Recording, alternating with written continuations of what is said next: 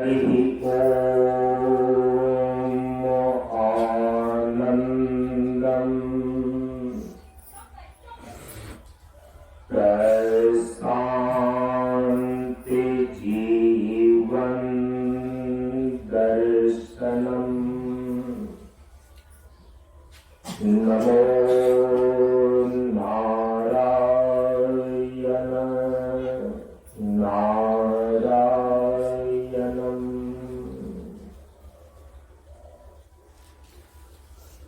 सनातन धर्म के वैदिक परंपरा के अंतर्गत गुरु और शिष्य के बीच एवं वक्ता और श्रोता के बीच ज्ञान का आदान प्रदान होने के लिए प्रयुक्त वैदिक मंत्रों का पहले उच्चारण कर लें। ओम सहनावतु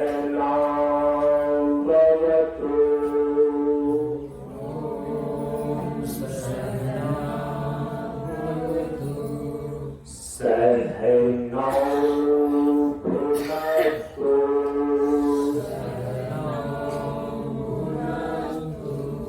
सह वीर्यं करवावहै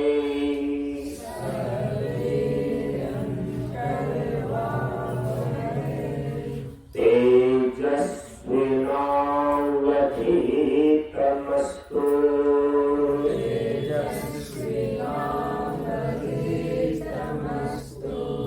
मा विद्विषावहै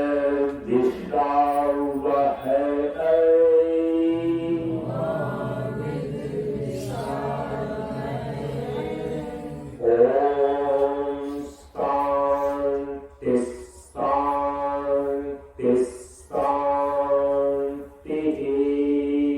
ओम शांति शांति शांति। असतो मा सद्गमय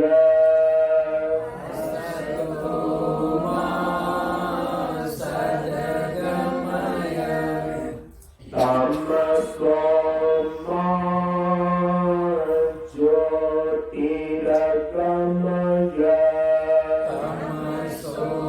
मा ज्योतिर्गमय मृत्योर्मा अमृतमगमय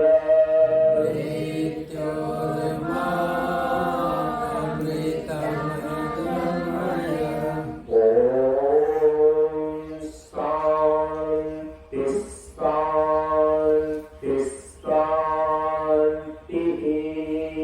ओम शांति शांति शांति। सभी लोग थोड़ी देर के लिए मौन एवं शांत रहे।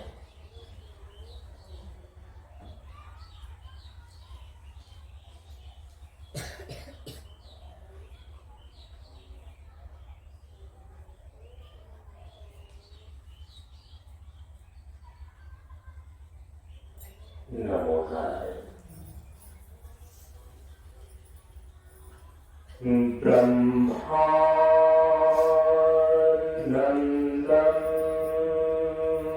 परम सुखदं केवलं ज्ञानमूर्तिं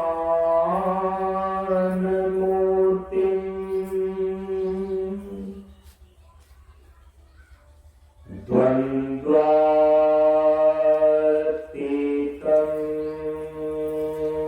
गगनसदृशं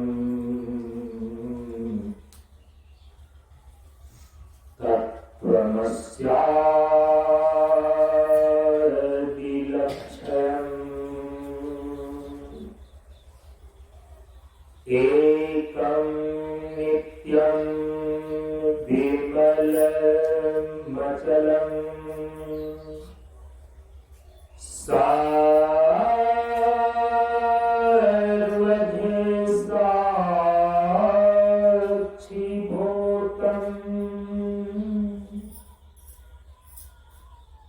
भावातीतम् त्रिगुणरहितम् सद्गुरुं तं नमामि।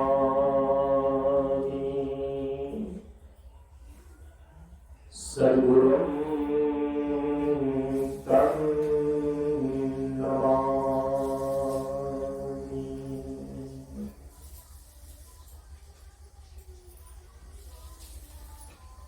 से गुरुजन स्पर्श अनुभूति।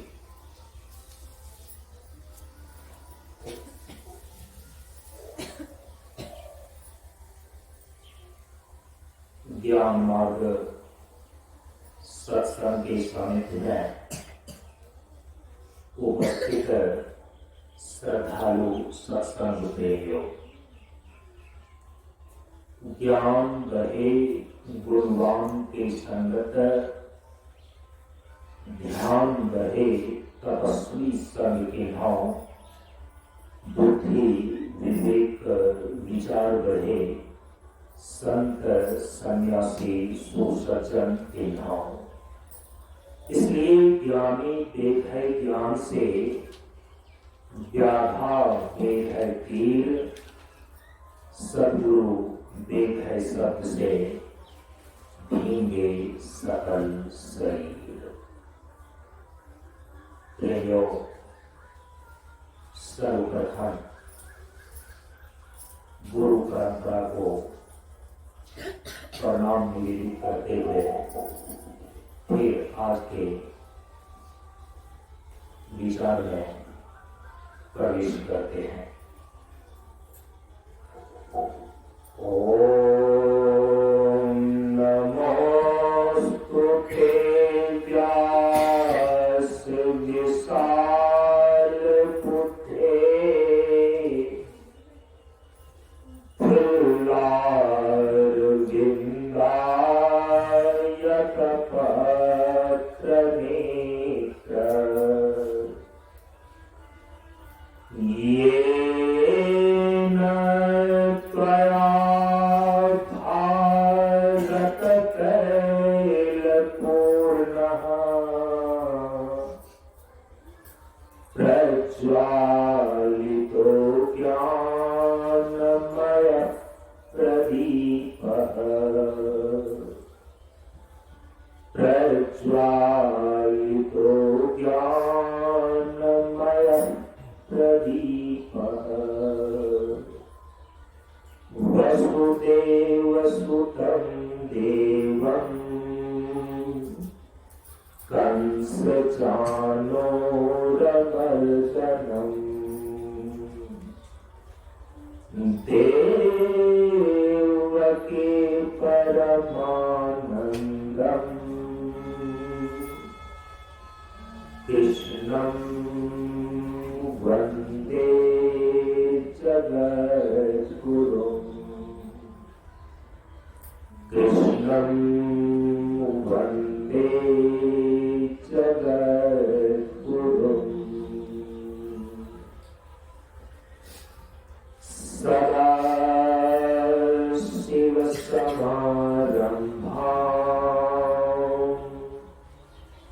शङ्कराचार्यमध्यमाम्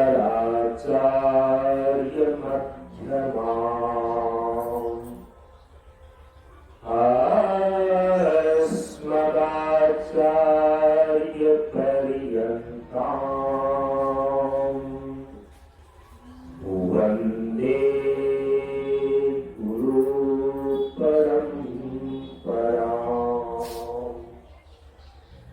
वन्दे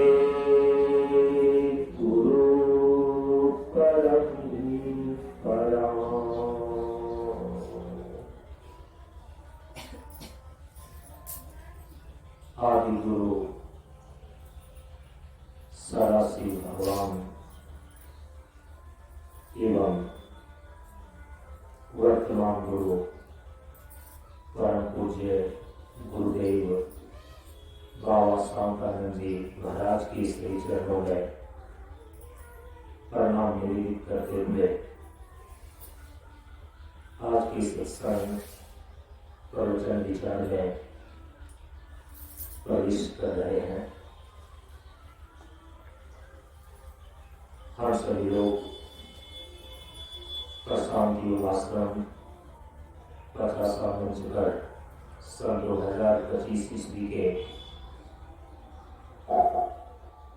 महाशिवरात्रि महोत्सव सत्संग सत्र की पूर्णाहुति वेला में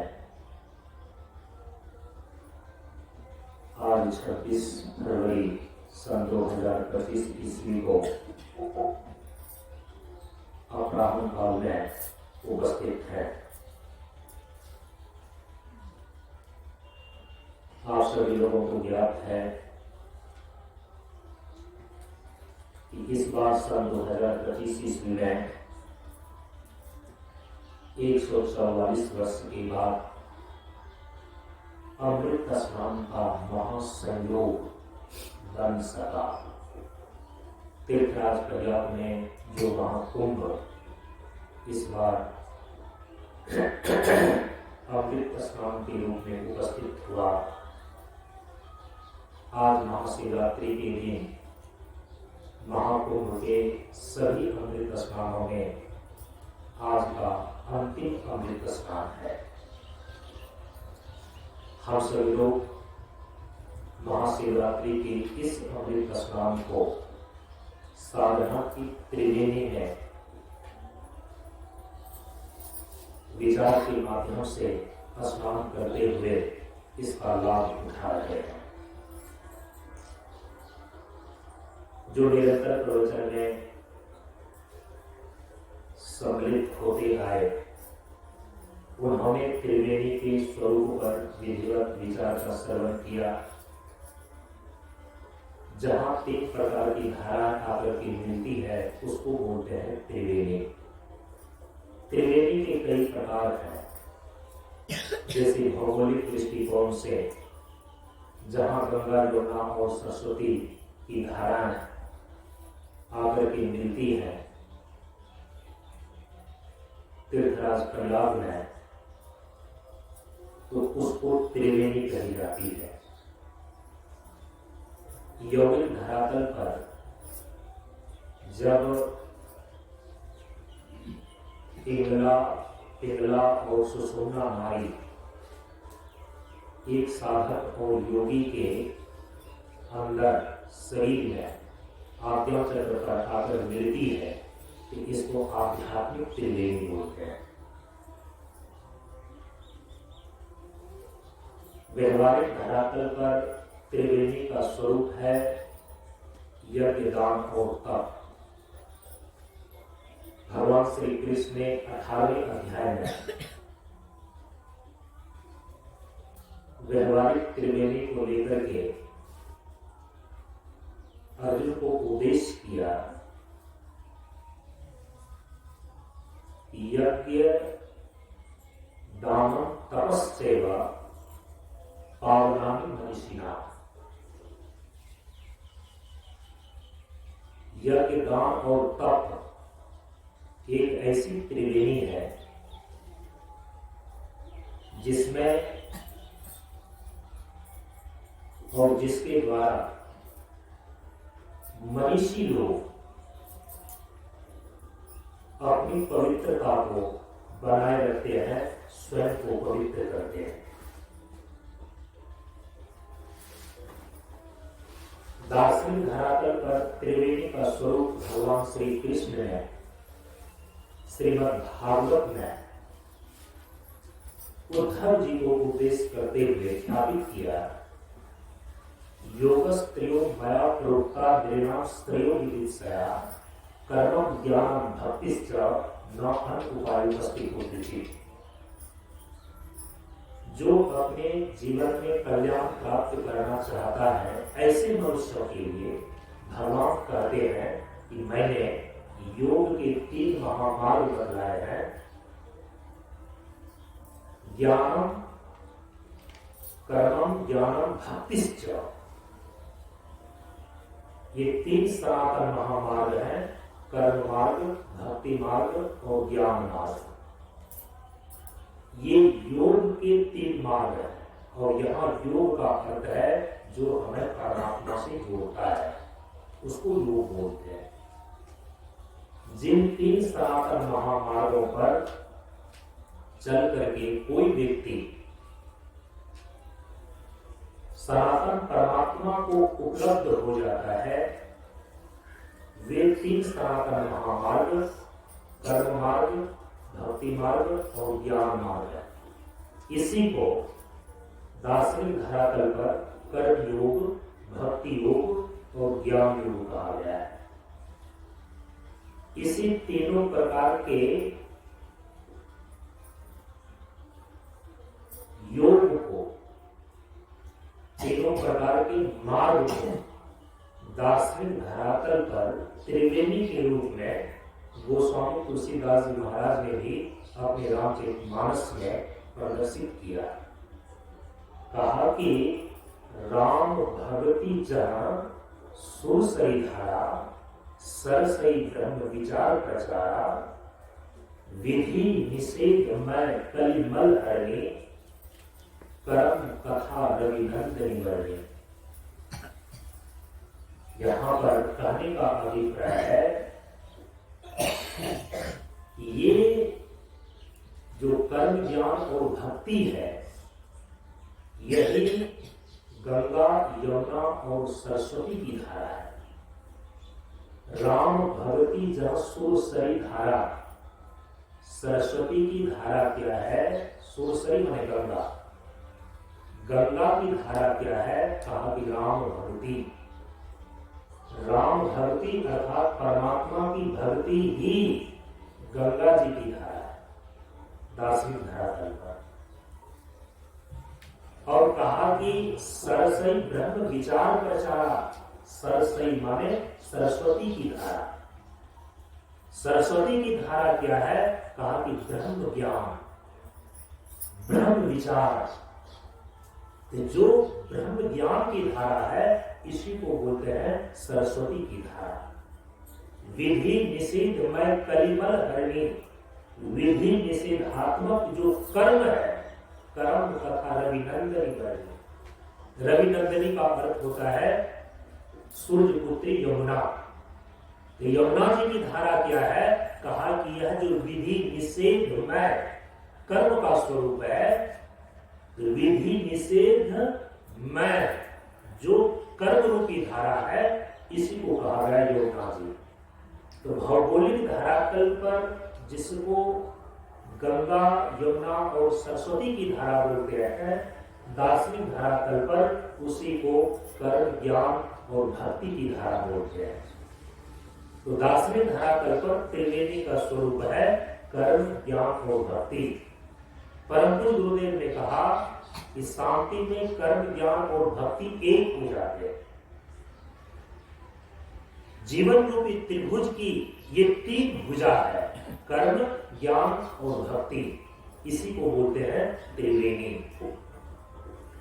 इन सारे त्रिवेणियों को साधने के लिए, इन सारे त्रिवेणियों में स्नान करने के लिए जिस त्रिवेणी की आवश्यकता पड़ती है, हम उसको बोलते हैं साधना की त्रिवेणी। हम सभी लोग इस बार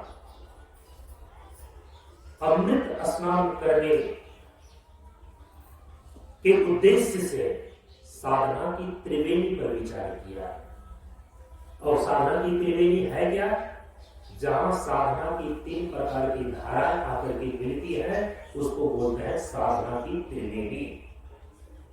परम पूज्य गुरुदेव बाबा शांतानंद जी महाराज के द्वारा जो जीवन का कल्याण प्राप्त करने के लिए साधना पद्धति बतलाई गई है, संपूर्ण साधना पद्धति को हम सभी लोग प्रशांत योग के नाम से पुकारते हैं। यही प्रशांत योग साधना की त्रिवेणी है। प्रशांत योग क्या है? तो प्रशांत योग साधना की त्रिवेणी है, जहां साधना की 3 धाराएं आकर के मिलती है।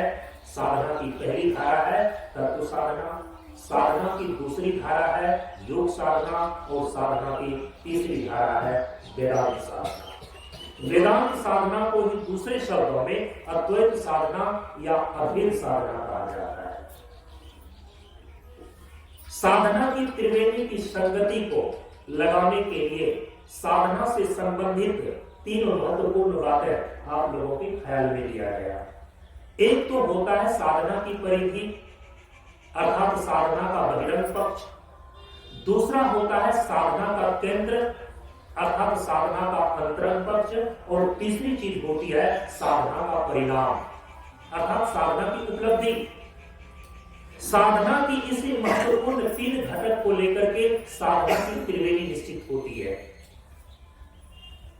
साधना की परिधि अर्थात साधना का बहिरंग पक्ष के 3 चरण हो जाते हैं, शरीर शुद्धि, विचार शुद्धि और भाव शुद्धि।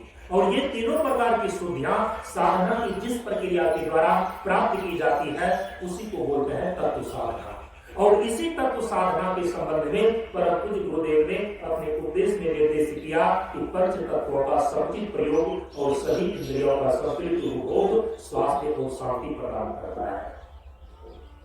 साधना का जो केंद्र है या कहें कि साधना का जो अंतरंग पक्ष है, जो केंद्रीय साधना है, इनके भी 3 चरण हो जाते हैं, शरीर शून्यता, विचार शून्यता और भाव शून्यता।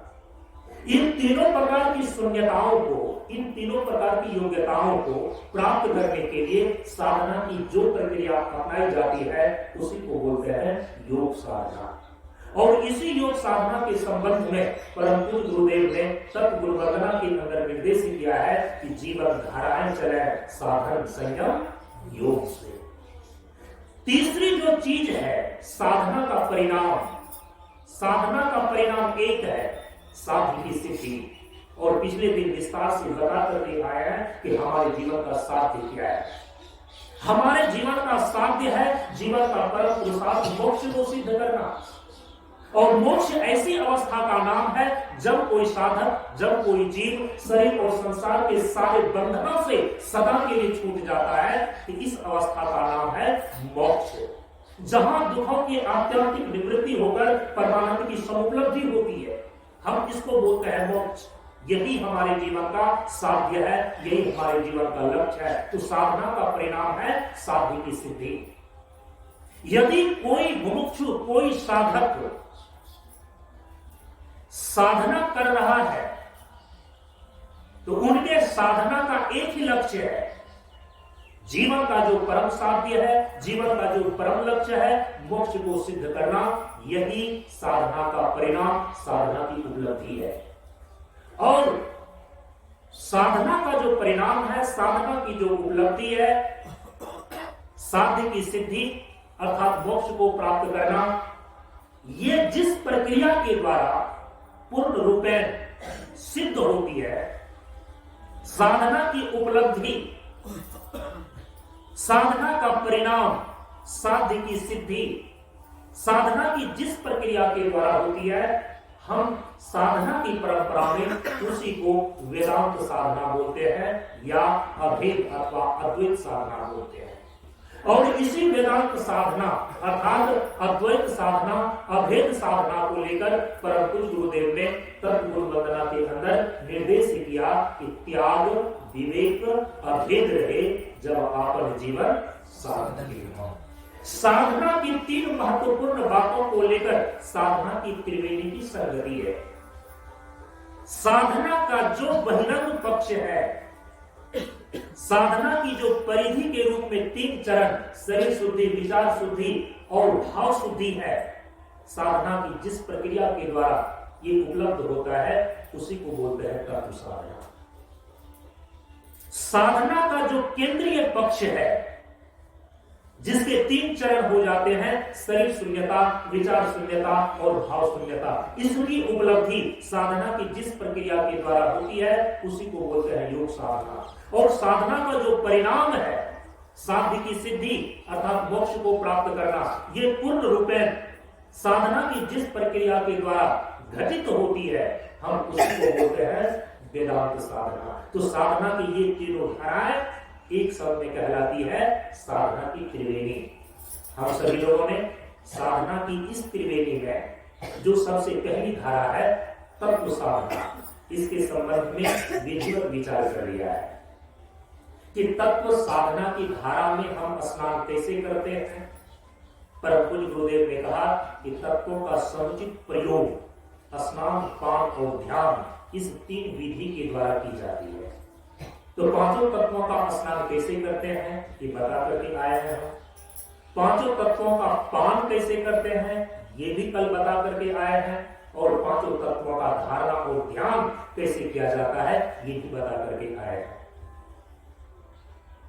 साधना की त्रिवेणी में जो दूसरी धारा है योग साधना, और साधना की त्रिवेणी में जो तीसरी धारा है वेदांत साधना, आज इसी दोनों प्रकार की साधना के ऊपर, इसी दोनों प्रकार की साधना की धारा के संबंध में थोड़ा सा विचार कर रहे हैं। योग साधना की धारा में हम कैसे डुबकी लगाते हैं, योग साधना के अंदर हम करते क्या है, और वेदांत साधना का स्वरूप क्या है, वेदांत साधना की धारा में हम स्नान कैसे करते हैं। साधना का जो केंद्रीय पक्ष है, साधना का जो अंतरंग पक्ष है, साधना का जो केंद्र है, जहां से हम अपनी अंतर जगत में प्रवेश करते हैं, 3 प्रकार की शून्यताएं केंद्रीय साधना के चरण है। शरीर शून्यता, विचार शून्यता और भाव शून्यता। शरीर शून्यता का मतलब होता है शरीर से परे चले जाना, देहातीत हो जाना, देह की अप्रतीति और देह का भान न रह जाना। विचार शून्यता का अर्थ होता है सूक्ष्म शरीर को पार कर जाना, विचार के पार चले जाना अर्थात निर्विचार हो जाना। और भाव शून्यता का अर्थ होता है कारण शरीर को पार कर जाना, भावातीत हो जाना। ये जो शरीर शून्यता देहातीत होने की है, विचार शून्यता विचार के परे चला जाना, निर्विचार होने की है, और भाव शून्यता जो भावातीत होने की है, ये तीनों प्रकार की योग्यताएं हमें योग साधना की क्रिया के द्वारा प्राप्त होती है। योग साधना, इसके संबंध में कुछ महत्वपूर्ण बातें आप अपने ध्यान में ले आए।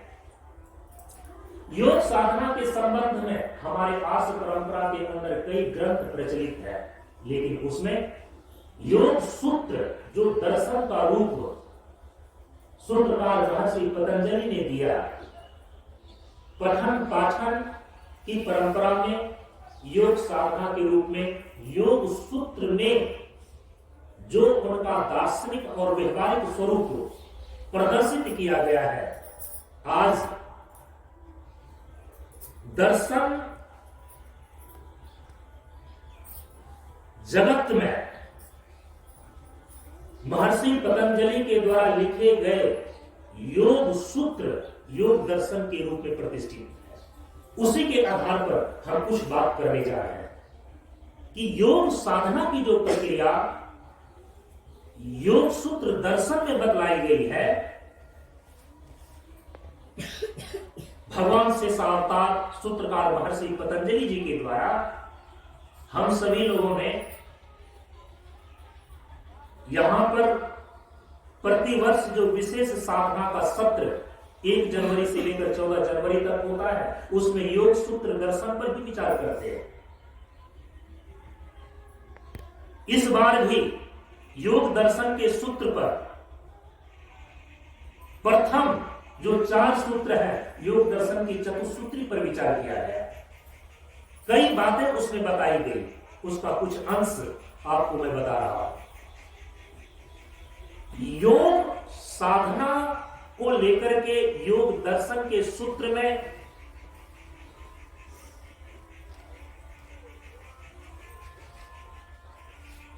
महर्षि पतंजलि ने समाधि पाद के अंदर योग के 2 स्वरूप को प्रदर्शित किया। एक को बोलते हैं संप्रज्ञात योग और दूसरे को बोलते हैं असंप्रज्ञात योग। चूंकि योग दर्शन सूत्र में योग का जो अर्थ है, व्यास आदि भाष्य के अनुसार से योग का अर्थ है समाधि। इसीलिए योग के जो दो स्वरूप हो जाते हैं, योगश्चित्त वृत्ति निरोध, इस सूत्र की व्याख्या के अनुसार से संप्रज्ञात योग को ही संप्रज्ञात समाधि बोलते हैं, जिसमें प्रकृति के स्थूल सूक्ष्म भूतों से लेकर महतत्व पर्यंत जितने भी तत्व हैं, उनके यथार्थ स्वरूप का साक्षात्कार होता है साधक को। इसको बोलते हैं संप्रज्ञात योग या संप्रज्ञात समाधि, जिसके 4 प्रभेद हो जाते हैं: वितर्कानुगत समाधि, विचारानुगत समाधि, आनंदानुगत समाधि और अस्मितानुगत समाधि। जब प्रकृति के स्थूल पंच महाभूतों के यथार्थ स्वरूप का कोई साधक साक्षात्कार करता है तो उसी को वितर्कानुगत समाधि बोलते हैं। जब किसी साधक को धारणा और ध्यान के माध्यम से, योग साधना के माध्यम से, एकाग्रता और ध्यान के द्वारा प्रकृति के सूक्ष्म पंच महाभूतों के यथार्थ स्वरूप का साक्षात्कार हो जाता है तो उसी को विचारानुगत समाधि कहा जाता है। सूक्ष्म पंच महाभूत का जो कारण है अहंकार तत्व, अहंकार तत्व के यथार्थ स्वरूप का साक्षात्कार जब साधक को होता है योग साधना की क्रिया के द्वारा, तब उसी को बोलते हैं आनंदानुगत समाधि।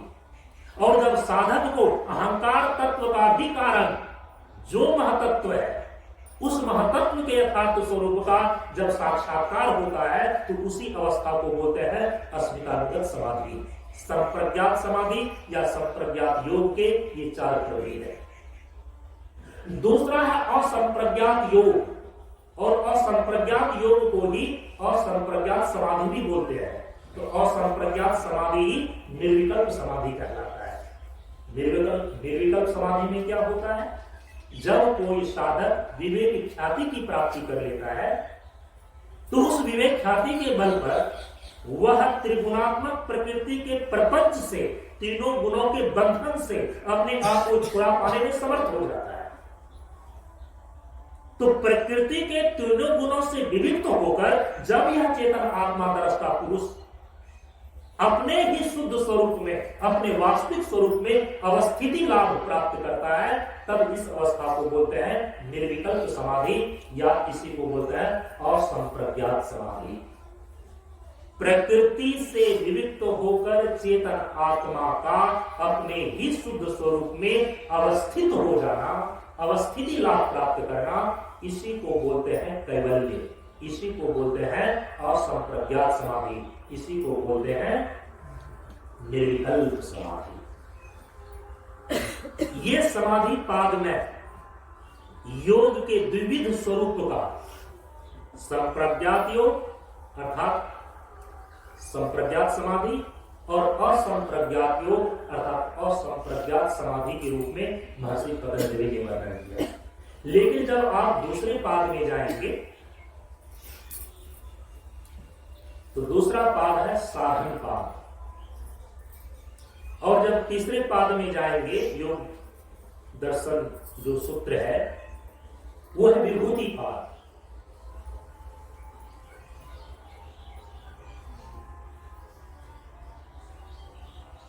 तो वहां पर सूत्रकार महर्षि पतंजलि ने योग साधना का, योग के स्वरूप का एक अलग तरीके से वर्णन किया, और वहां पर महर्षि पतंजलि लिखते हैं कि तपः स्वाध्याय ईश्वर प्रणिधानानि क्रिया योग।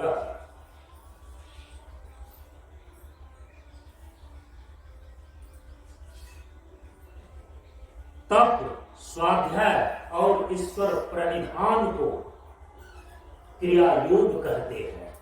तो क्रिया योग का वर्णन महर्षि पतंजलि ने विभूति पाद के अंदर लिखा,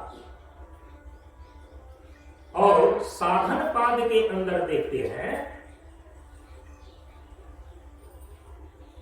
कि महर्षि पतंजलि ने सूत्र के माध्यम से अष्टांग योग का वर्णन किया। जिस अष्टांग योग के विषय में सबसे ज्यादा योग के 8 अंग, जो यम, नियम, आसन, प्राणायाम, प्रत्याहार, धारणा, ध्यान और समाधि, ये 8 अंग हैं जो योग की क्रिया के नाम से सबसे ज्यादा प्रसिद्ध है। इसको योग दर्शन सूत्र के अंदर अष्टांग योग बोलते हैं। यह जो अष्टांग योग है, जो योग के 8 अंगों का अभ्यास है, वे 8 अंग कौन कौन है योग के?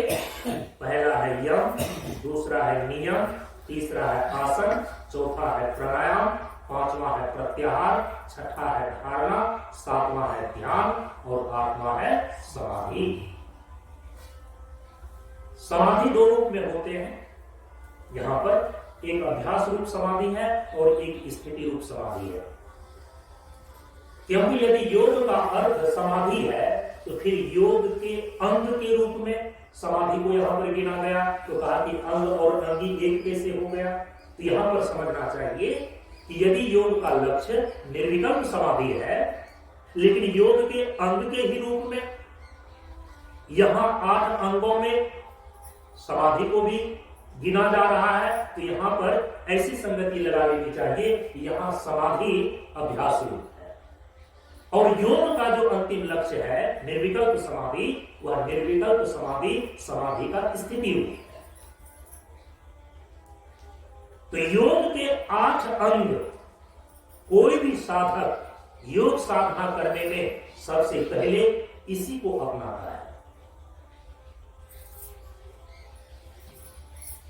जो उत्तम अधिकारी है, जिनके चित्त का विक्षेप बिल्कुल शांत हो गया है, जिनका चित्त समाहित है, ऐसे साधक के लिए समाधि पाद में वर्णित जो 2 प्रकार के योग हैं, संप्रज्ञात योग और असंप्रज्ञात योग, ये अभ्यास उनके लिए। लेकिन वे साधक जिनका चित्त अभी चंचल है, चित्त में विक्षेप है, एकाग्रता की क्षमता उनके चित्त में आई नहीं है, वे चित्त की चंचलता को दूर करके, चित्त को एकाग्र करके साधना के जगत में आगे बढ़ना चाहता है, तो उसके लिए अष्टांग योग का वर्णन किया योग दर्शन के सूत्र में महर्षि पतंजलि ने। इसीलिए कोई भी साधक योग साधना आरंभ कहां से करेगा? योग के इन 8 अंगों से। यम नियम का अभ्यास, आसन प्राणायाम का अभ्यास, प्रत्याहार धारणा का अभ्यास, ध्यान समाधि का अभ्यास। यदि कोई साधक योग के इन 8 अंगों का निरंतर अभ्यास करता है, सूत्र में लिखा गया कि दीर्घकालीन नैरंतर्यम सत्कार बुद्धि सेविता। यदि योग के इन 8 अंगों का कोई दीर्घ काल तक निरंतर अभ्यास करता है और सत्कार बुद्धि पूर्वक, श्रद्धा से, निष्ठा से, कहा कि योगा अंग अनुष्ठानात, योग के इन 8 अंगों के अनुष्ठान से। और अनुष्ठान एक पारिभाषिक शब्द है। अनुष्ठान में जो है ना, आपका मनमानी नहीं चलता। अनुष्ठान में नियम की प्रधानता को लेते हुए उसकी अखंडता बनाए रखना पड़ता है। चाहे आप जैसे हंस करके, रो करके, स्वभाव से या दबाव से करें, लेकिन आपको उनकी अखंडता बनाए रखना पड़ता है। विधि का पालन, नियम का पालन और फिर उनकी अखंडता, तब हम उसको बोलते हैं अनुष्ठान। तो योग के 8 अंगों के अभ्यास का जो अनुष्ठान निरंतर दीर्घ काल तक सत्कार बुद्धि पूर्वक करता है, कहा कि अशुद्धि क्षय, उनका अशुद्धि क्षय होकर दित्तेर ज्ञाने, दित्तेर ज्ञान,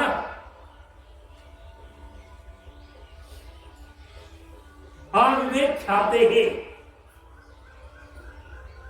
उनको विवेक की ख्याति प्राप्त हो जाती है, विवेक ख्याति पर्यंत उनका ज्ञान प्रकाशित हो जाता है। इसीलिए योग साधना का आरंभ होता है अष्टांग योग से। अब जो बीच में क्रिया योग का वर्णन महर्षि पतंजलि ने किया कि तपा स्वाध्याय ईश्वर प्रणिधानानि क्रिया योग, ये करता क्या है? तो आपकी भाषा में यदि कहूं तो ये तीनों चीजें करता है कैटेलिस्ट का काम। एक रासायनिक पदार्थ है ना, हम सभी लोग साइंस में जब विज्ञान में कोई प्रयोग करते थे, एक कैटेलिस्ट होता है उत्प्रेरक, वो किसी भी क्रिया को उनकी गति को बढ़ा देती है। तो समाधि शीघ्रतम घटित हो, क्योंकि योग किया जा रहा है निर्विकल्प समाधि को प्राप्त करने के लिए, तो समाधि का शीघ्रतम लाभ प्रदान करता है, कैटेलिस्ट के रूप में काम करता है। तब स्वाध्याय और ईश्वर प्रणिधान, जिसको कि क्रिया योग कहा जा रहा है। तो वहां पर सूत्र में स्पष्ट लिखा कि क्रिया योग के द्वारा कोई भी साधक अपनी योग की क्रिया में तीव्रता ला करके शीघ्रतम समाधि का लाभ प्राप्त कर लेता है। तो जो समाहित चित्त वाले हैं उनके लिए तो विविध प्रकार का योग जो समाधि पाद में बतलाया गया, संप्रज्ञात और असंप्रज्ञात योग, ये अभ्यास उनके लिए है। लेकिन जो साधक चित्त से अभी चंचल है, एकाग्रता की प्राप्ति उनको नहीं हुई है, ऐसे असमाहित चित्त वाले, विक्षेपित चित्त वाले साधक के लिए तो योग साधना का अभ्यास है योग के 8 अंग। योग के 8 अंग में जो प्रथम 2 अंग है यम और नियम, तो ध्यान रखना चाहिए कि यम और नियम योग साम्राज्य में प्रवेश करने की प्रवेशिका है, द्वार है। इसीलिए परम पूज्य गुरुदेव ने अपने उपदेश में स्पष्ट रूप से निर्देश कर दिया कि संयम और नियम अध्यात्म के 2 विशिष्ट अंग हैं, अनुशासन और शिष्टाचार, एकाग्रता की। जो अध्यात्म जगत में प्रवेश करना चाहता है, अपने अंतर जगत में प्रवेश करना चाहता है, जो आत्मा के यथार्थ स्वरूप का साक्षात्कार करना चाहता है, ऐसा साधक यदि साधना करता है तो सबसे पहले वो क्या करे? तो कहा कि यम और नियम का पालन करे। यम और नियम ही वो आइडेंटिटी कार्ड है, वो प्रवेशिका है जो कि योग साम्राज्य में प्रवेश करने का आपको अधिकार प्रदान करता है। और आप सभी लोग जानते हैं कि यम के 5 भाग हो जाते हैं, सत्य, अहिंसा, अस्तेय, ब्रह्मचर्य और अप्रिय। नियम के भी 5 भाग हो जाते हैं, शौच, संतोष, तप, स्वाध्याय और ईश्वर प्रणिधान। ये यम और नियम पूर्वक ही आगे जो योग के अंग बतलाए गए हैं, जो उनका अभ्यास करता है तभी उनका परिणाम उनके सामने आता है। यम नियम का आप पालन न करें और आसन करें तो आसन का समुचित लाभ आपको प्राप्त नहीं होगा। ध्यान दीजिए, यम नियम का आप पालन न करें और प्राणायाम का अभ्यास करें तो प्राणायाम आपको समुचित लाभ नहीं दे सकेगा। यम नियम का पालन न करें और केवल प्रत्याहार और धारणा का अभ्यास कर रहे हैं तो मानसिक स्तर से मनोनिग्रह की क्षमता आपको प्राप्त नहीं होगी। यम नियम का आप पालन न करें और धारणा ध्यान का अभ्यास करें तो आप उस धारणा ध्यान के द्वारा निद्रा में प्रवेश कर जाएंगे, समाधि का लाभ प्राप्त नहीं हो सकेगा। इसीलिए यम और नियम पूर्वक जो आसन करता है, यम नियम पूर्वक जो प्राणायाम करता है, यम नियम पूर्वक जो प्रत्याहार, धारणा और ज्ञान करता है, एक दिन उसी साधक के अंदर दोनों प्रकार की समाधि फलित होती है, संप्रज्ञात समाधि और असंप्रज्ञात समाधि।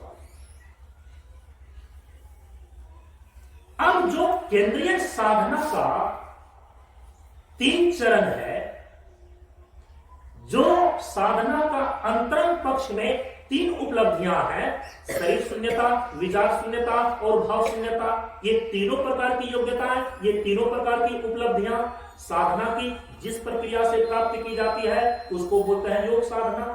अब योग साधना में योग के अष्टांग योग को ही कोई साधक अपने जीवन में पहले शुरू कर सकता है, योग के 8 अंगों में जो प्रथम 2 अंग हैं यम और नियम, यदि कोई साधक यम और नियम पूर्वक, माने यम और नियम का पालन करते हुए आसन और प्राणायाम की क्रिया का अभ्यास करता है, तो धीरे धीरे शरीर शून्यता को वो उपलब्ध हो जाता है।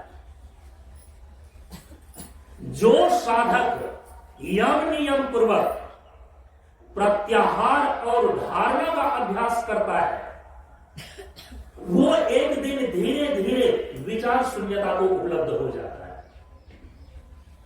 और जो साधक यम नियम पूर्वक समाधि का अभ्यास करता है, धारणा और ध्यान का अभ्यास करता है, अभ्यास रूप समाधि का अभ्यास करता है, एक दिन वह भाव शून्यता को उपलब्ध हो जाता है। स्थूल शरीर को पार करने की योग्यता आ जाती है, क्योंकि उनकी चेतना इतनी अंतर्मुखी हो जाती है कि बाहर के जगत से बेसुध होकर वे अपने अंतर जगत में रमण करने लगता है। तो स्थूल शरीर को पार कर गया तो शरीर शून्यता आ गई। शरीर शून्यता का अर्थ ही होता है शरीर की प्रतीति और भान से परे चला जाना, देहातीत हो जाना। तो सूक्ष्म शरीर को पार कर गया। यदि यम और नियम पूर्वक निरंतर कोई साधक प्रत्याहार और धारणा का अभ्यास करता है, तो विचार की शून्यता आने लगती है। ये आपके अंतःकरण के सतह पर जो नाना प्रकार के विचार, नाना प्रकार की इच्छाएं, नाना प्रकार की वृत्तियां, नाना प्रकार की कल्पनाएं चलती रहती है, ये सब के सब शांत हो जाते हैं, आप निर्विचार हो जाते हैं। निर्विचार होने का मतलब है, विचार शून्यता का मतलब है विचार से परे चला जाना, विचार को पार कर जाना। और ये योग्यता साधक के अंदर आती है योग साधना के द्वारा। और योग साधना में जब यम और नियम का पालन पूर्वक कोई निरंतर प्रत्याहार और धारणा का अभ्यास करता है, 5 तत्वों की धारणा मैं बता करके आया हूं, 5 तत्वों का ध्यान मैं बता करके आया हूं। यदि आप वो निरंतर करते हैं ना, धारणा और ध्यान का देश इस शरीर के भीतर स्थित मेरुदंड में स्थित चक्र भी है, चक्र की भी धारणा की जाती है। बाहर तत्वों की धारणा करते करते आपको अपने भीतर जो चक्र स्थित है उस चक्र की धारणा में प्रवेश हो सकेगा। चक्र की धारणा तब आप कर सकेंगे। प्रत्याहार और धारणा का अभ्यास निरंतर करने विचार शून्यता आने लगती है, इच्छाएं शांत हो जाती है, कल्पनाएं शून्य हो जाती है, आप सूक्ष्म शरीर को पार कर जाते हैं। आपकी चेतना इतनी एकाग्र हो जाती है कि आप विचार के परे जाने में समर्थ हो जाते हैं, वृत्ति का निरोध हो जाता है। और इसके बाद जो साधक यम नियम पूर्वक ध्यान और समाधि का अभ्यास करता है, ध्यान की गहरी अवस्था का नाम ही समाधि है। ध्यान और समाधि का अभ्यास करता है यम नियम पूर्वक, एक दिन वह कारण शरीर को भी पार कर जाता है, भाव शून्यता उसके अंदर घटित होती है, वो भावातीत हो जाता है। जब तीनों प्रकार की शून्यताएं घटित होती है ना, उसी शून्य की भूमि पर आत्मा के शुद्ध स्वरूप का साक्षात्कार होता है, आत्मा के शुद्ध स्वरूप की अनुभव और अनुभूति होती है। इसलिए महर्षि पतंजलि ने अपने सूत्र में स्पष्ट रूप से कहा कि योगस् चित्त वृत्ति निरोधा। यदि तुम चित्त वृत्ति का निरोध करते हो, यहां निरोध शून्यता के ही अर्थ में है। चित्त वृत्ति का निरोध करने का मतलब है कि शरीर शून्यता, विचार शून्यता और भाव शून्यता। क्योंकि देह, इंद्रिय, प्राण और अंतःकरण इसकी वृत्तियां हैं, देह की कुछ चेष्टाएं हैं। जब एक स्थिरासन में बैठते हैं तो देहगत चेष्टाएं शांत होने लगती है, इसका निरोध हो जाता है। यदि आप ठीक ढंग से श्वास प्रश्वास पर ध्यान दें, प्राणायाम की क्रिया करें, तो प्राण की जो वृत्ति है प्राण में जो कंपन है, उनकी जो चेष्टा है वो निरुद्ध होने लगती है और प्राण बिल्कुल शांत स्थिर हो जाता है। यदि आप अंतर्मौन की साधना करें, प्रत्याहार का अभ्यास करें, धारणा का अभ्यास करें, आपके मन में जितने प्रकार के विचार के तरंग है, कल्पनाओं का तरंग है, इच्छाओं का तरंग है, धीरे धीरे वह निरुद्ध हो जाता है। मन की वृत्ति, बुद्धि की वृत्ति और चित्त की वृत्ति निरुद्ध होने लगती है, शून्य होने लगती है। अहम वृत्ति जब शांत होती है, क्योंकि अभी अहम के साथ बहुत सारी चीजें जुड़ी हुई है। अहम माने मैं, तो मैं तो क्या, मैं तो कौन। अभी मैं के साथ जो आइडेंटिटी लगा हुआ है, मैं के साथ जो परिचय जुड़ा हुआ है, वो सारे अनात्म पदार्थों को लेकर है, संसार के संबंधों को लेकर है, जो आपका वास्तविक स्वरूप नहीं है। इसलिए भाव की शुद्धि का मतलब है अहम की शुद्धि। मैं के साथ जितने अनात्म पदार्थों की तादात्म्यापत्ति बनी हुई है, उसका टूट जाना, तादात्म्यापत्ति का टूट जाना, अहंता और ममता का टूट जाना, यही भावातीत होना। अभी आपके अहम के साथ चिपका हुआ सारे अनात्म पदार्थों का संबंध है। मैं हूं किस रूप में आप अनुभव कर रहे हैं? मैं क्या हूं, मैं कौन हूं? पूछिए अपने आप में। क्या मैं डॉक्टर हूं? क्या मैं प्रोफेसर हूं? क्या मैं स्त्री हूं? क्या मैं पुरुष हूं? क्या मैं किसी का पति हूं? क्या मैं किसी की पत्नी हूं? क्या मैं पदाधिकारी हूं? क्या मैं ब्रह्मचारी? क्या सन्यासी? क्या गोरा? क्या काला? ये जितने भी प्रकार की चीजें मैं के साथ जुड़ी हुई है, ये झूठी आइडेंटिटी है, ये झूठा आपका पहचान है। आप शुद्ध स्वरूप में तो सत्यचित आनंद आत्मा है।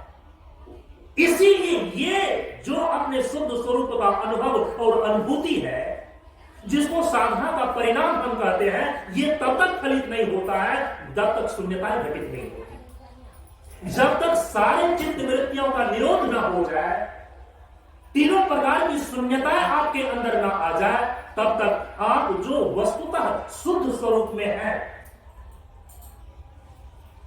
जस का तस अनुभव और अनुभूति नहीं कर सकते। इसलिए महर्षि पतंजलि ने कहा कि योगस चित्त वृत्ति निरोधा। यदि कोई व्यक्ति चित्त वृत्ति का निरोध करता है योग की प्रक्रिया से, तो होता क्या है? कहा कि तदा द्रष्टु स्वरूपी अवस्थानम। जो दृष्टा पुरुष चेतन आत्मा है, वे अपने शुद्ध स्वरूप में ही स्थित होता है। और यदि चित्त वृत्ति का निरोध नहीं हुआ, ये तीनों प्रकार की शून्यताएं आपको प्राप्त नहीं हुई, तो उस समय क्या होता है? तो कहा कि वृत्ति सारूप्यम इतरत्र। यदि चित्त की वृत्ति बनी रहती है, शरीर की शून्यता, विचार की शून्यता, भाव की शून्यता नहीं आती है, देह की वृत्ति के साथ, प्राण की वृत्ति के साथ, मन बुद्धि चित्त की वृत्ति के साथ, अहम की वृत्ति के साथ, तो अलग अलग चीजें ही जुड़ी हुई है। उसी के अनुरूप दृष्टा पुरुष चेतन आत्मा वृत्ति के अनुरूप उनके रंग में रंग करके अनुभव करने लगता है। जैसे कि अभी आपके चित्त में यदि काम की वृत्ति उत्पन्न होती है, तो उस काम की वृत्ति से आवेशित होकर के स्वयं को कैसा अनुभव करने लगते हैं कि मैं कामी हूं। यदि आपके अंतःकरण में क्रोध की वृत्ति उत्पन्न हो जाती है, और क्रोध की वृत्ति यदि शून्य नहीं है, क्रोध की वृत्ति यदि शांत नहीं है, क्रोध की वृत्ति का निरोध आपने नहीं किया है, चित्त वृत्ति का यदि निरोध नहीं किया है, तो जब चित्त वृत्ति का निरोध नहीं किया, तो चित्त में तो कई प्रकार की वृत्तियां बनती है। कभी काम क्रोध बनकर, कभी मारात्म बनकर, तो काम और क्रोध की भी वृत्ति आती है। तो क्रोध की वृत्ति जो ही आपके अंतःकरण में उत्पन्न होती है, उस क्रोध के भ्रमण में फंस करके स्वयं को कैसा अनुभव करने लगते हैं कि मैं क्रोधी हूं। न तो आप वस्तुतः कामी है, न तो वस्तुतः आप क्रोधी हैं, न तो वस्तुतः आप लोभी है, क्योंकि काम एक वृत्ति है जो चित्त की है, आपकी नहीं है। आप तो शुद्ध साक्षी स्वरूप चेतन आत्मा है। क्रोध एक वृत्ति है जो चित्त की है, आपकी नहीं है। लोभ एक वृत्ति है जो चित्त की है, वो आपकी नहीं है, आप तो उनके दृष्टा हैं। लेकिन दृष्टा का भाव से च्युत होकर के उस वृत्ति के साथ तदात्म्यापत्ति करके तद अनुभव करने लगते हैं कि मैं कामी हूं, मैं क्रोधी हूं। इसीलिए महर्षि पतंजलि ने कहा कि यदि चित्त वृत्ति का निरोध कर लेते हो, माने यदि शरीर शून्यता, विचार शून्यता, भाव शून्यता को उपलब्ध हो जाते हो, तो उस समय तदा द्रष्टु स्वरूपी अवस्थानम, यह चेतन आत्मा अपने ही शुद्ध स्वरूप का अनुभव करता है और अपने ही स्वरूप में अवस्थित होता है। और यदि चित्त वृत्ति का निरोध नहीं हुआ, शरीर शून्यता, विचार शून्यता और भाव शून्यता की उपलब्धि नहीं हुई, ये योग्यता नहीं आई, तो कहा होगा क्या? आत्मा अपने शुद्ध स्वरूप का अनुभव ना करके वृत्ति सारूप्यम की तरफ था, वह वृत्ति के अनुरूप ही अपने आप का अनुभव करने लगता है। जो है वास्तव में वैसा अनुभव नहीं करता, स्वरूप के अनुरूप अनुभव नहीं करता, स्वरूप के विरूप अनात्म पदार्थों से तादात्म्यापत्ति करके तब ये अनुभूति करता है। अंतर ये है। इसीलिए जो साधना का केंद्रीय पक्ष है, उसके ये 3 चरण हो जाते हैं: शरीर शून्यता, विचार शून्यता और भाव शून्यता। और ये तीनों प्रकार की योग्यताएं आपको आती है योग साधना की प्रक्रिया से। यम नियम पूर्वक यदि आपने आसन और प्राणायाम को साध लिया, तो धीरे धीरे शरीर शून्यता की क्षमता आ जाती है। यम नियम पूर्वक यदि आपने प्रत्याहार और धारणा को साध लिया, तो धीरे धीरे विचार शून्यता की योग्यता आने लगती है। और यदि आपने यम नियम पूर्वक ध्यान और समाधि के अभ्यास को साध लिया, तो इसी के द्वारा भाव की शून्यता घटित होने लगती है। और ज्यों ही ये तीनों प्रकार की शून्यताएं घटित हुई, तो अब परम पूज्य गुरुदेव कहते हैं कि शून्य बराबर सत्य है निराकार में। जो आपका शुद्ध स्वरूप निराकार है, निर्विकार है, निराधार है और निर्विचार है, ऐसा शुद्ध स्वरूप शून्य की भूमि पर जस का तस साक्षात अप्रोक्ष हो जाता है। इसी को आत्मदर्शन बोलते हैं, इसी को आत्म साक्षात्कार बोलते हैं। यही है साधना का परिणाम। अब साधना के परिणाम के रूप में जो जीवन की आत्यांतिक मुक्ति के रूप में जीवन के साध्य की सिद्धि मोक्ष है, अब यहां पर हमारे सनातन धर्म के अद्वैत परंपरा में, ज्ञान मार्ग के सिद्धांत में यह एक अटल सिद्धांत स्थापित किया गया है कि रीते ज्ञानात् न मुक्ति। ये उपनिषद की घोषणा है।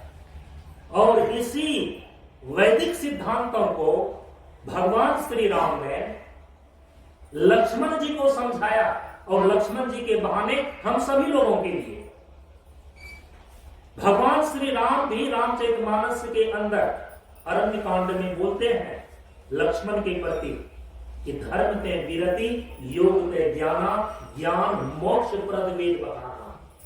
केवल ज्ञान ही मोक्ष प्रदान करने में समर्थ है। तो कहेंगे कि भक्ति और कर्म कहां जाएगा? कहा कि कर्म और भक्ति ये पर्याप्त साधन है मुक्ति प्राप्त करने के। मोक्ष को प्राप्त करने का जो साक्षात साधन है वो तो ज्ञान है।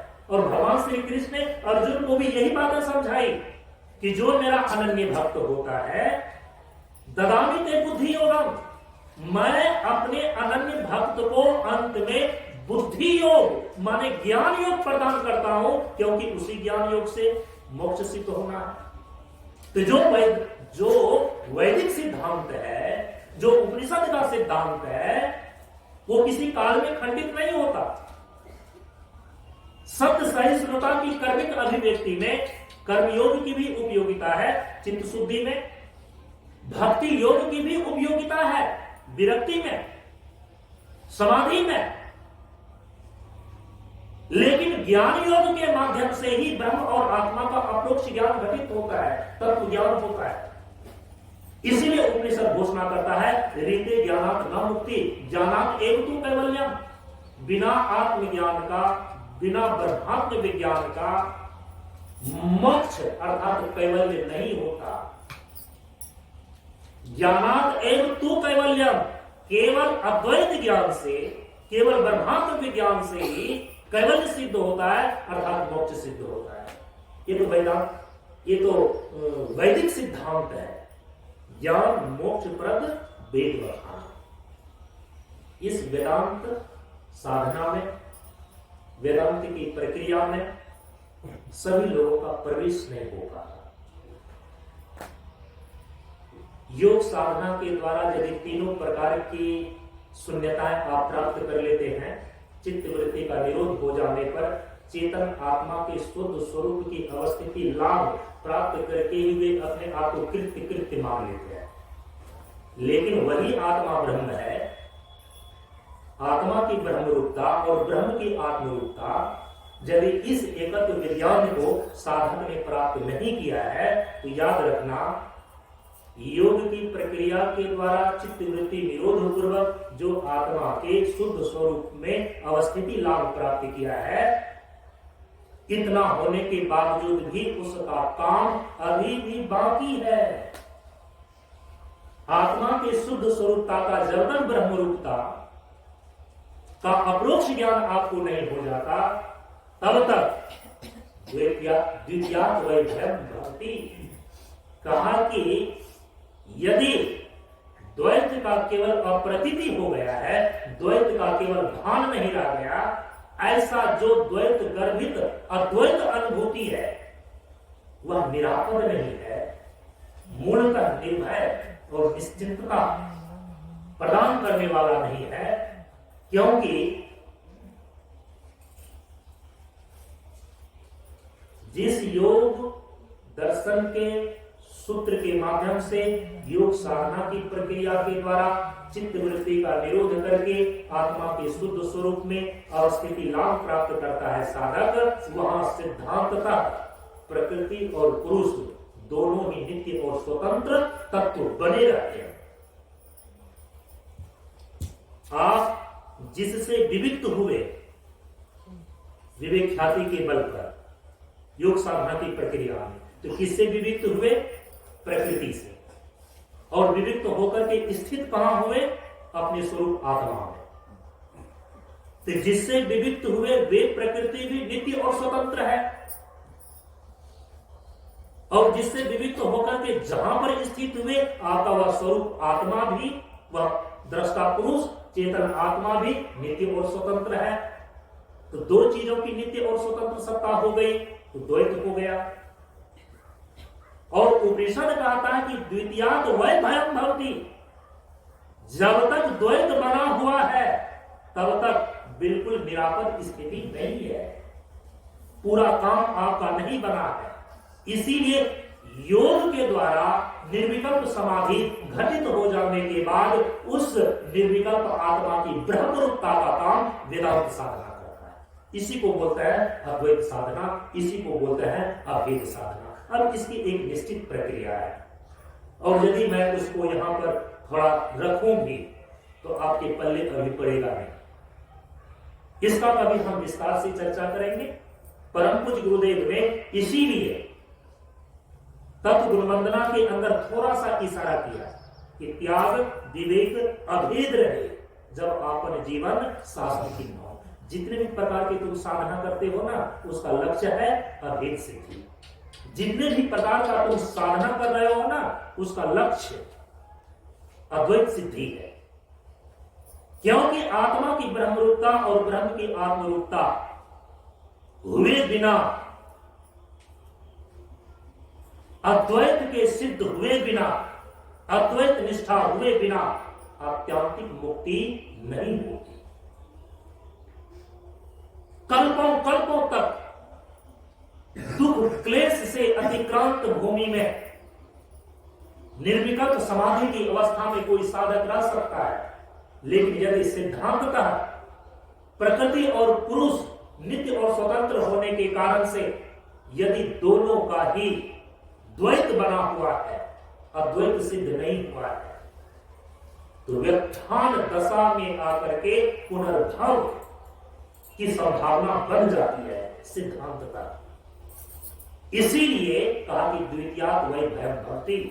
जब तक दो है तब तक भय बना रहता है, भव बना रहता है, भव पुनर्भव होने की संभावना बनी रहती है। इसीलिए अद्वैत निष्ठा अभेद सिद्धि ही आत्यांतिक मुक्ति प्रदान करने में समर्थ है। ये अभेद सिद्धि, ये अद्वैत निष्ठा वेदांत के जिस प्रक्रिया के द्वारा होती है ना, उसके लिए सबसे पहले श्रोत्रिय ब्रह्मनिष्ठ सदगुरु के सानिध्य में आपको ब्रह्म और आत्मा के स्वरूप को ठीक ठीक ढंग से पहले श्रवण करना होगा। आत्मा का स्वरूप कैसा है, ब्रह्म का स्वरूप कैसा है, क्या आत्मा और ब्रह्म एक ही है? आत्मा और ब्रह्म एक ही है? क्या जीव और ईश्वर एक ही है या अलग अलग है? क्या जीव और ईश्वर एक हो सकता है कि सदा इसमें भेद ही रहता है? इन सारी बातों का, इन सारे ग्रंथियों का, इन सारी बुद्धियों को आपको सुलझाना होगा। पहले श्रोत्रिय ब्रह्मनिष्ठ सदगुरु के सानिध्य में ब्रह्म और आत्मा के यथार्थ स्वरूप का श्रुति प्रमाण के द्वारा श्रवण करें। इसीलिए श्रुति माता ने कहा कि जो ब्रह्मात्म विज्ञान को उपलब्ध होना चाहता है, आत्मा वारे द्रष्टव्य है, श्रोतव्य है, मंतव्य है, निधिध्यासितव्य है। अद्वैत साधना और वेदांत साधना की प्रक्रिया के ये तीन चरण हैं। पहला है श्रवण, दूसरा है मनन और तीसरा है निधिध्यासन। श्रोत्रिय ब्रह्मनिष्ठ सद्गुरु, भगवान श्री कृष्ण क्या कहते हैं? ज्ञानिनः तत्त्वदर्शिनः। साधन चतुष्टय संपन्न होकर के जब कोई साधक श्रोत्रिय ब्रह्मनिष्ठ सद्गुरु अर्थात ज्ञानी तत्वदर्शी गुरु के सानिध्य में ब्रह्म और आत्मा के यथार्थ स्वरूप का श्रुति प्रमाण के द्वारा श्रवण करता है, ये वेदांत साधना का पहला चरण है। आप उसमें बिल्कुल असंदिग्ध रूप से इस निश्चय पर पहुंच जाएंगे कि आत्मा क्या है, ब्रह्म क्या है, जीव क्या है, ईश्वर क्या है। जीव और ईश्वर में भेद है तो किस प्रकार का भेद है, ये सारी की सारी बातें स्पष्ट हो जाती है। और इस प्रकार से जब श्रवण के द्वारा आपका और संभावना ब्रह्म के स्वरूप के विषय में, आत्मा के स्वरूप के विषय में, जीव और ईश्वर के स्वरूप के विषय में ये असंभावना दोष दूर हो जाती है, आपका अज्ञान दूर हो जाता है। इसी को बोलते हैं परोक्ष ज्ञान। यदि किसी प्रकार का बीच बीच में पूर्व वासना के अनुसार से, पूर्व मान्यता के अनुसार से संशय आकर के उपस्थित होता है, और उसके लिए बताया गया कि उस विपर्य को, उस संशय को दूर करने के लिए मंतव्य है, युक्ति पूर्वक तार्किक मनन करो, मंतव्य है। यही वेदांत साधना की प्रक्रिया का दूसरा चरण है, मंतव्य। श्रवण करने के बाद भी पूर्व मान्यताओं के कारण से, पूर्व वासनाओं के कारण से ब्रह्म और आत्मा का स्वरूप श्रुति में, वेदांत में जिस प्रकार से निरूपित किया गया, गुरु के मुख से जैसा सुना, श्रवण काल में तो आपका निश्चय ठीक रहता है, और श्रवण काल के बाद जब आप स्वतंत्र होते हैं तो फिर संशय रूपी, विपर्य रूपी ग्रह आपको ग्रसने लगता है। उससे बचने के लिए कहा कि उस विपर्य को दूर करने के लिए जो साधन वेदांत में बतलाई गई है उसको बोलते हैं मंतव्य, मनन करो। तो मनन कैसे करेंगे? कहा कि श्रुति के अनुकूल युक्ति पूर्वक, तर्क पूर्वक मनन करो। और उस मनन करने की प्रक्रिया से आपके विपर्य और आपके संशय दूर हो जाते हैं। विपर्य नहीं, संशय दूर हो जाते हैं। विपर्य का मतलब होता है विपरीत अनुभूति, विपर्य की निवृत्ति। कि जैसा गुरु ने कहा आत्मा और ब्रह्म के विषय में परोक्ष ज्ञान भी हो गया, बुद्धि में इस प्रकार का निश्चय भी है, लेकिन उस प्रकार की अनुभूति अपने भीतर नहीं देख रहे हैं। ब्रह्म और आत्मा का एकत्व अनुभव नहीं कर पा रहे हैं, विपरीत अनुभूति होती है, जीव भाव आ जाता है, भेद बुद्धि आ जाती है, क्योंकि जन्मों जन्मों से उसी प्रकार की वासनाएं रही है, उसी प्रकार की मान्यताएं रही है। तो उस विपरीत अनुभूति को, जो स्वरूप के विरूप अनुभूति है, ब्रह्म और आत्मा के एकत्व के विरुद्ध जो अनुभूतियां है, ब्रह्म और आत्मा के यथार्थ स्वरूप के अनुरूप एकत्व अनुभूति के लिए जो वेदांत साधना के अंदर प्रक्रिया बतलाई गई है, उसको बोलते हैं निधिध्यासितव्य, उसको बोलते हैं निधिध्यासन। तो वेदांत साधना की प्रक्रिया के ये 3 चरण: श्रोतव्य अर्थात श्रवण करना, मंतव्य अर्थात मनन करना, और निधिध्यासितव्य अर्थात निधिध्यासन करना। कुछ भी सुन लेना, यहां श्रवण नहीं है। श्रोत्रिय ब्रह्मनिष्ठ सदगुरु के सानिध्य में साधन चतुष्टय संपन्न होकर ब्रह्म और आत्मा के यथार्थ स्वरूप का श्रुति प्रमाण पूर्वक सुनना, ये श्रवण कहलाता है। श्रुति के अनुकूल युक्तियों का प्रयोग करके तर्क पूर्वक मनन करना मनन कहलाता है। अपने मन से किसी भी चीज को अटकल पंचे 150 जोड़ देना, उसको मनन नहीं बोलते हैं। जो सही ढंग से श्रवण करता है वह श्रुत्यानुकूल युक्ति का प्रयोग करके, तर्क का प्रयोग करके मनन कर सकता है। और इसके बाद है निधिध्यासन।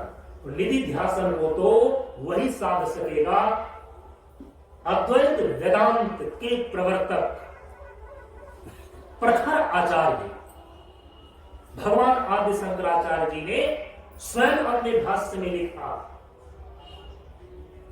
कि ब्रह्म और आत्मा के यथार्थ स्वरूप का श्रवण के माध्यम से जो परोक्ष ज्ञान हुआ है श्रोत्रिय ब्रह्मनिष्ठ सद्गुरु के सानिध्य में श्रुति प्रमाण के द्वारा, उनका अप्रोक्ष अनुभव, ब्रह्म और आत्मा का अप्रोक्ष अनुभव जिस निधिध्यासन की प्रक्रिया के द्वारा होती है, वही साधक साध सकेगा जो योग की क्रिया करने में निपुण है।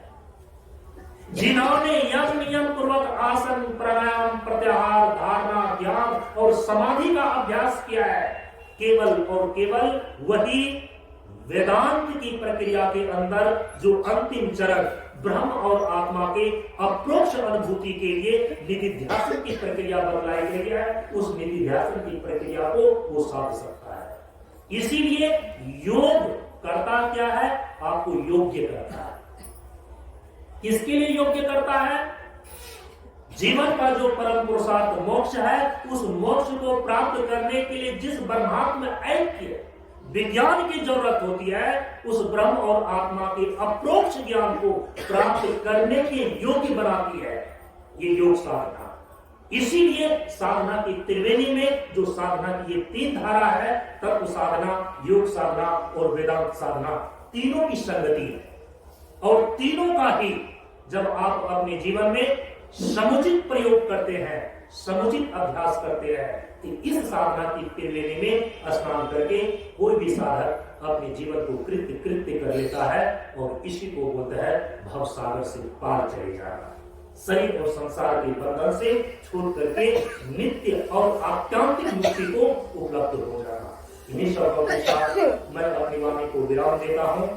परम गुरुदेव के श्री चरणों में और भगवान सदाशिव के चरणों में प्रणाम निवेदित करते हुए ओम पूर्णमदः पूर्णमिदं पूर्णात् पूर्णमुदच्यते पूर्णस्य पूर्णमादाय पूर्णमेवावशिष्यते। ओम शांति शांति शांति। हरि